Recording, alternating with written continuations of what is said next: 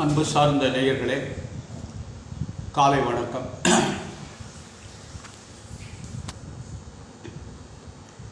சந்ததம் பந்த தொடராலே, சந்ததம் பந்த தொடராலே, சஞ்சலம் துஞ்சி திரியாதே, கந்த நெல்தெல்து உனை நாடும் கண்டு கொண்டல் முற்றிடுவேனோ, தந்தியின் கொம்பை புணர்வோனே, செந்திலங்கண்டி கதிர்வேலா, தெல்வரும் குன்றில் பெருமாளே, தெல்வரும் குன்றில் பெருமாளே,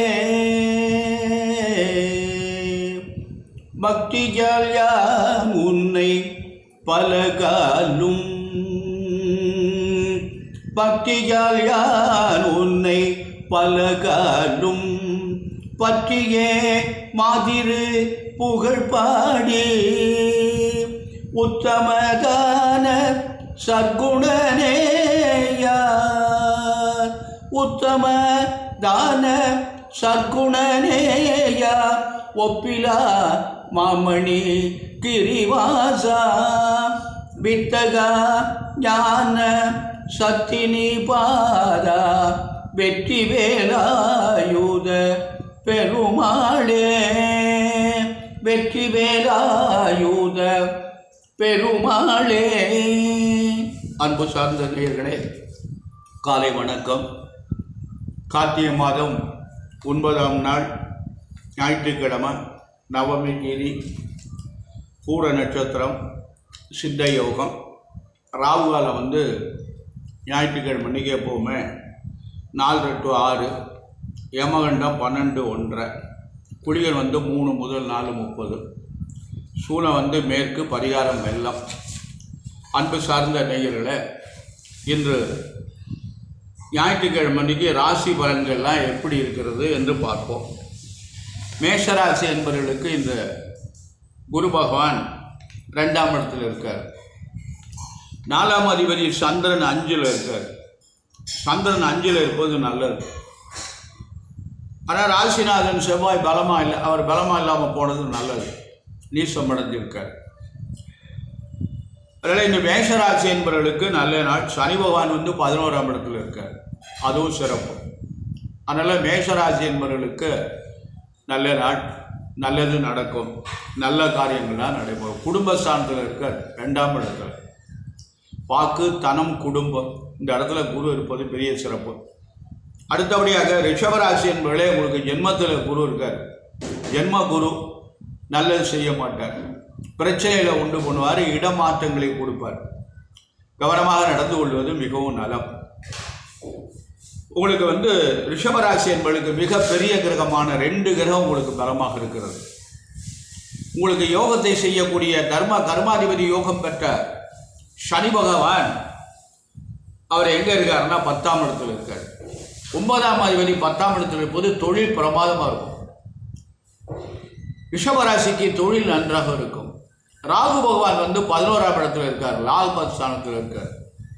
இந்த ரிஷபராசிக்கு ராகு நல்லது செய்வார், கெடுதல் பண்ண மாட்டார். ஏன்னா சுக்கிரன் ராகு பகை இல்லை.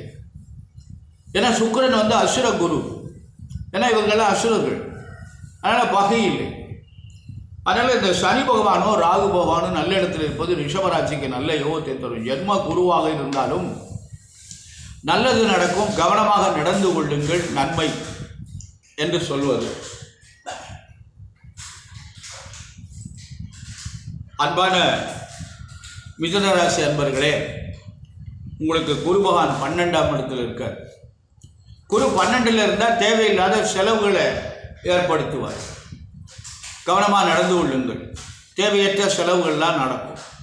ஆனால் தொழில் பிரமாதமாக இருக்கும். 10ல் ராகு இருக்கிறது. 10ல் ராகு இருப்பது நல்லது. இந்த புதன் ராகுவும் பகை இல்லை. புதன் யாரையுமே பகையாக எண்ணியது கிடையாது. இதை விளையாட்டாக சொல்கிறது, இந்த புதன் பயந்தாமொழி கிரகம் அப்படின்னு சொல்கிறது, விளையாட்டாக சொல்லுவாங்க. மென்மையான கிரகம் என்றதுக்கு பொருள் யாரையும் விரோதியாக எண்ணுவதில்லை. சூரியனுடைய அருகாமையிலேயே இருப்பார். அங்கே வான்வெளியில் பார்த்தீங்கன்னா சூரியனுக்கு அடுத்து புதன் மண்டலம். அதே மாதிரி இங்கே பஞ்சாங்கத்தில் கிரகங்களை பார்த்தீங்கன்னா எப்படியும் சூரியனுக்கு முன் பின்னு தான் இந்த புதன் இருப்பார். சில நேரங்களில் சேர்ந்தே இருப்பார், சில நேரங்களில் மின்னும் பின்னு இருக்கார், இன்றைக்கி சேர்ந்தே இருக்கார். இப்படியெல்லாம் ஒரு கணக்கு இருக்குது. அதனால் இந்த புதன் யாரோடையுமே பகைத்து கொண்டது கிடையாது. அதனால் மிதுன ராசி என்பதற்கு ராகு பகவான் 10ல் இருப்பது பெரிய சிறப்பு. தொழில் நன்றாக இருக்கும், நல்லது நடக்கும், கவனமாக நடந்து கொள்ளுங்கள், நல்ல விரயங்களால் செய்யுங்கள், நல்லது. கடகராசி என்பதிலே உங்களுக்கு ராசியின் ஆதித்ய சந்திரன் 2ஆம் இடத்துல இருக்கார். ராசி அதிபதி 2ஆம் இடத்துல குடும்பஸ்தானத்தில் இருக்காரு, நல்ல பலன். கடகத்திலே செவ்வாய் இருக்கு. இந்த செவ்வாய் யாருன்னா 5 கூடியவர் நீசம் அடைஞ்சிருக்கார். அதனால் அது அவ்வளவு ஒரு ஸ்லாக்கியம் இல்லை. ஆனால் கடகராசி என்பவர்களுக்கு குரு 11ஆம் இடத்துல இருக்கார், நல்ல இடத்துல இருக்கார், நல்ல பலன்களை எல்லாம் தருவார். சித்திரை மாதம் வரையும் இருக்கார். அதனால் கவனமாக நடந்து கொள்ளுங்கள், அவர்களுக்கு தகுதிக்கு ஏற்றவாறு நல்லது பூரா நடக்கும். சிம்மராசி என்பதே உங்களுக்கு குரு 10ல் இருக்கார். 10ஆம் இடத்துல இருக்க குரு பகுதியை குறைப்பார், நம்முடைய நிலைமையை குறைச்சி காட்டி போடுவார். அதனால் ரொம்ப ஜாக்கிரதையாக நடந்துங்க. இந்த மேல் அதிகாரிகிட்ட ரொம்ப பணிஞ்சு போங்க, நிமிர்ந்து போயிடாதீங்க, ஏன்னா கெட்ட பேர் ஏற்படும்.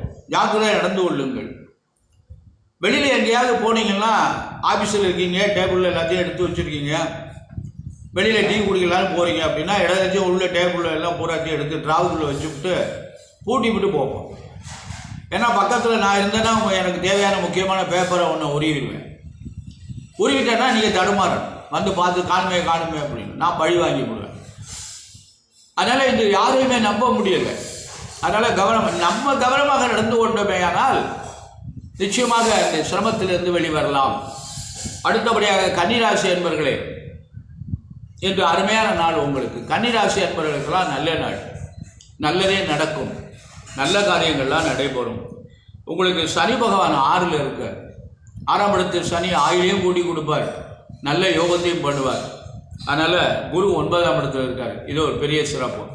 துளாராசி என்பவர்களே, உங்களுக்கு குரு பகவான் 8ல் இருக்கார், அஷ்டம குரு. ஆனால் ராகு பகவான் 6ல் இருக்கார்.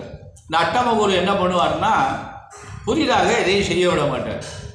புதிய முயற்சிகள் எதுவும் பண்ணாதீங்க, என்ன பண்ணிட்டுருக்கீங்களோ அதை அப்படியே பண்ணுங்க. என்ன ஒரு 5-6 மாதம் தானே, கவனமாக நடந்துங்க. அதுக்குள்ளே என்ன பண்ணி போட போகிறோம், ஜாகிரதையாக நடந்துங்க. விருச்சிக ராசி என்பதிலே உங்களுக்கு குரு 7ஆம் இடத்துல இருக்கார், அருமையான இடத்துல இருக்கார். ஆனால் மற்ற கிரகங்கள்லாம் உங்களுக்கு பலமாக இல்லை.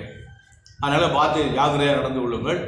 ஆனால் குரு பலம் நிறையா இருக்கிறது. ஒரு மனிதனுக்கு குரு பலம் இருந்தால் அவனுக்கு எல்லாமே நல்ல காரியம்லாம் நடக்கும். திருமணம் நடைபெறும், குழந்தை பேர் உண்டாகும், வெளிநாட்டுக்கு போகலாம், வேலை கிடைக்கும், தொழில் துவங்கலாம், வீடு கட்டலாம். இதெல்லாம் நல்ல காரியம் தானே. அவங்க உங்களுக்கு தேவையான உங்களுக்கு முடிஞ்ச நல்ல காரியங்களாக படலாம். அடுத்து தனுசு ராசி என்பவர்களே, தனுசு ராசி என்பவர்கள்லாம் கெட்டிக்காரங்க, திறமையான ஆட்கள். உங்களுக்கு எல்லா திறமையும் இருக்கும், கொண்டு வாங்க. நல்ல சந்தர்ப்பம் கிடச்சிருக்கு உங்களுக்கு. 7.5 முடிஞ்சுது, 7.5 போட்டு என்னை ஆட்டி படைச்சிக்கிட்டு இருந்தது. 1 வருஷம் ஆச்சு, 7.5 முடிஞ்சு. அதனால் நல்ல நேரம். இப்போ சனி பகவான் 3ல் இருக்கார், ராகு பகவான் உங்களுக்கு 4ல் இருக்கார். ஆனால் உங்களுக்கு ராகு நல்ல கிரகம் கிடையாது. ஆனால் 4ஆம் இடத்துல ராகு இருந்தால் அவர் யாருக்கு எந்த லக்கணமாக இருந்தாலும் அவர் கண்டிப்பாக நல்லது செய்வார். எதிர்காலத்தில் நீங்கள் நல்ல நிறைவாக இருக்கிற மாதிரி ஒரு பலன்களை ராகு கொடுப்பார். ராகு மாதிரி கொடுக்கக்கூடிய கிரகம் எதுவுமே இல்லை. ராகுவை பற்றி தவறாக எல்லாரும் சொல்கிறாங்க, நாகதோஷம், அந்த தோஷம், இந்த தோஷம். அதனால் 5, 9ல் இருந்தால் 5, 9, 7 இந்த இடங்கள்ல இருந்தால் தான் அவர் ராகு நம்மளை சிரமப்படுத்துவார். பாக்கி இடங்களில் எந்த இடத்துல இருந்தாலும் கஷ்டப்படுத்த மாட்டார். அதனால் தனுசு ராசி என்பவர்களே, கவனமாக நடந்து கொள்ளுங்கள். குரு சரியில்லை, அதனால் மிகப்பெரிய கிரகமான சனியும் ராகும் உங்களுக்கு நல்ல இடத்துல இருக்கார். மகர ராசி என்பதே உங்களுக்கு குரு 5ஆம் இடத்துல இருக்கார், பாக்கியஸ்தானத்தில் இருக்கார். நிச்சயமாக நல்லது செய்வார். ஆனால் 7.5 சனி என்ன 1.5 ஆண்டுகள் இருக்கிறது, கழிவு நேரம். பார்த்து கவனமாக நடந்து கொள்ளுங்கள். அதாவது 7.5 சனி முடிய போகும்போது ஏதாவது சிரமத்தை கொடுப்பான்னு சொல்கிறாங்க. நம்ம கவனமாக நடந்து கொண்டோமேயானால் ஏன் நமக்கு அந்த சிரமங்கள் வருகிறது. வாகனங்களில் மெதுவாக போங்க. காரில் போனீங்கன்னா 80க்கு மேலே போகாதீங்க, பைக்கில் போனீங்கன்னா 50க்கு மேலே போகாதீங்க. ஞாபகமாக நடந்துங்க. நடக்கிற போதே ஓரமாக போங்க, ஏன்னா பின்னாடி வர்றவன் முட்டி நம்மளை கீழே தள்ளிடுவான். அதனால் பார்த்து ஜாக்கிரதையாக போங்க. அது மாதிரிலாம் நிறைய நிகழ்வுகள்லாம் நடந்திருக்கிறது. அதனால் ஜாக்கிரதையாக நடந்து கொள்ளுங்கள். ஆனால் குரு நல்ல இடத்துல இருக்கார். கும்பராசி என்பதே உங்களுக்கு ஜென்மச்சனி நடந்து கொண்டு இருக்கிறது. இன்னைக்கு 5 ஆண்டுகள் இருக்கிறது. இன்னும் 5.5 ஆண்டுகள் இருக்குதுன்னு நினைக்கிறேன். அதனால் இன்னும் உங்களுக்கு கவனமாக நடந்து கொள்ளுங்கள். கவனம் தேவை, நிதானம் தேவை. உங்களுக்கு குரு பகவான் சரியில்லை, மற்ற கிரகங்கள் யாருமே உங்களுக்கு சரியில்லை. அதுவும் ஜென்மத்தில் குரு இருக்கார். ஆனால் இதை சொல்லுவாங்க, சனியினுடைய சொந்த வீடு, அவர் கெடுதலை பண்ண மாட்டார்னு சொல்கிறார். அப்போ அவர் தனக்கு கெடுதல் பண்ண மாட்டார்னா அவர் நீதிமான் இல்லை. யார் வீடாக இருந்தாலும் அவருடைய கட்டளை அவர் செய்து தான் தீர வேண்டும். இது தவறான கருத்து. தன் வீட்டுக்கு அவர் கெடுதல் பண்ண மாட்டார். நண்பருடைய வீட்டுக்கு அவருக்கு என்ன இட்ட கட்டளையோ அதைத்தான் அவர் செய்வார். அதனால் அந்த தாக்கம் இருக்கத்தான் செய்யும். அதனால் கவனமாக நடந்து கொள்ளுங்கள். மீனராசி என்பதிலே உங்களுக்கு குரு பகவான் சரியில்லை. ஆனால் குரு பகவானுடைய பார்வை பிரமாதமாக இருக்குது. 9ஆம் இடத்தை பார்க்கிறார். அருமையான பார்வை அது. அதனால் ஜாக்கிரதையாக நடந்து கொள்ளுமோ. 7 நடந்து கொண்டு இருக்கிறது. முதல் சுற்று, 2வது சுற்று, 3வது சுற்று எல்லாம் வரும். அதனால் ரொம்ப ஜாக்கிரதையாக நிலமாக அவங்கவுங்க வயசுக்கு தக்கபடி நடந்து கொள்ளுங்கள். குருவுடைய பார்வையில் நன்றாக இருக்கிறது. மீனராசி என்பதற்கு நல்லதெல்லாம் நடக்கும், நல்ல காரியங்கள் எல்லாம் நடைபெறும். அதனால் கவனம் தேவை. இந்த மகர ராசி, கும்பராசி, மீனராசி என்பவர்களே சனி பகவானுடைய வழிபாடு செய்து வாருங்கள். நான் தினம் சொல்லிக் கொண்டிருக்கிறேன். அதாவது இறை வழிபாடு தான் நமக்கு முக்கியம். இறை நாமத்தை நாம் சிந்தனை செய்து இறை வழிபாடு நாம் செய்து வந்தோமையால் என்ன கஷ்டங்கள் இருந்தாலும் தலைக்கு வந்தது தலைப்பாகையோடு போகிறோம் என்று ஒரு பழமொழி உண்டு. அதுக்கு நிறைய விளக்கங்கள்லாம் இருக்குது.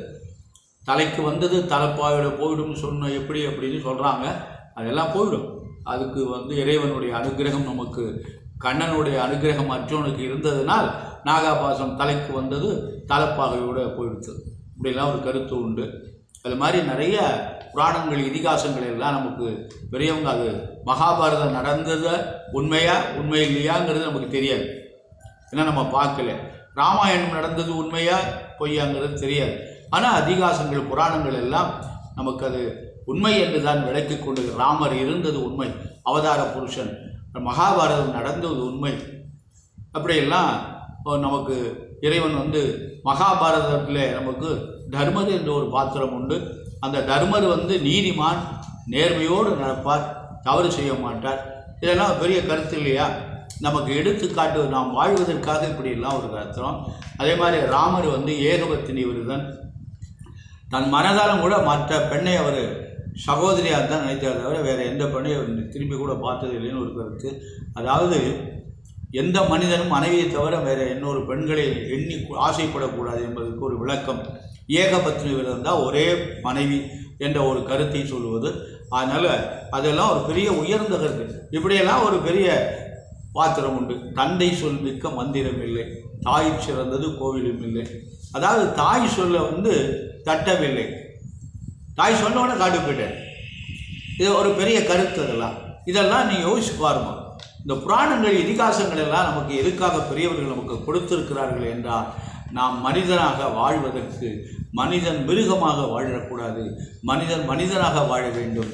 அன்பான நேயர்களே, நீங்கள் இறைபக்தியை நாடுங்கள். சிவாய நம என்ற சிந்திப்பார்க்கு அபாயம் ஒரு நாளும் இல்லை, இதுவே உபாயமாகும். ஔவையார் சொன்னது.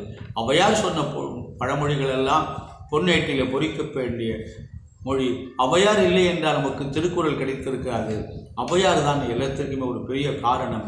அவை முருகனோடு விளையாண்டவர், முருகன் அவையோடு விளையாண்டவர் என்றெல்லாம் கூறுகின்றன. நமக்கு முருகனுடைய இதில் நிறைய கருத்துக்கள்லாம் இருக்கிறது. முருகனை மிஞ்சிய கடவுள் உலகத்தில் எதுவுமே இல்லை என்ற ஒரு கருத்து உண்டு. அவனால் எதுவுமே செய்ய முடியும். ஆகவே அன்பான நேயர்களே, கந்த சஷ்டி கவசத்தை பாராயணம் பண்ணுங்கள். 7.5 சனி இருக்கிறது என்று சொல்லி நொந்து கொண்டிருக்காமல் இறைவனை நாடுங்கள். நல்லதே நடக்கும், நல்ல காரியங்களாக நடக்கும். எல்லா நலன்களும் பெற்று பல்லாயிரத்து ஆண்டு எல்லா மக்களும் நலமோடு வாழ எல்லாம் வல்ல வள்ளல் பெருமான் வள்ளியில் மலானன் முருகனை பிரார்த்தனை செய்து நிறைவு செய்கிறேன். நன்றி, வணக்கம்.